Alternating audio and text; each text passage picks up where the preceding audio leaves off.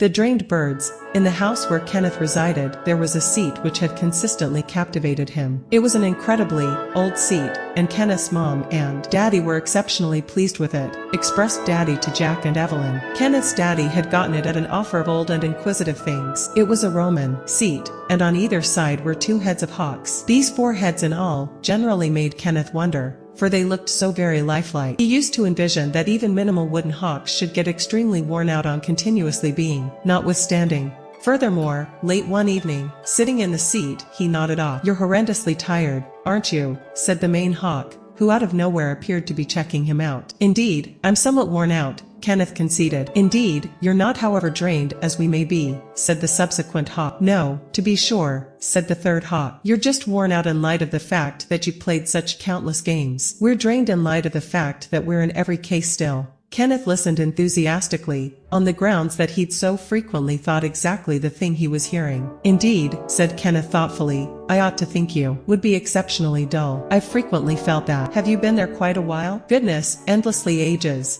answered the 4th bird, who up to this time had not spoken. "We were exceptionally old before your daddy got us. We've been on this seat so lengthy. We can't recollect how long. Also, what causes us to feel so miserable is that we are called falcons and ought to fly but are always stuck to this seat." "Kenneth, Kenneth," cried Kenneth's mom, "it's well beyond sleep time." "Gracious, I'm not so particularly drained as the falcons are," said Kenneth. Also, Kenneth's mom contemplated whether he was talking in his rest. "We've been on this seat so lengthy," said the 4th hawk.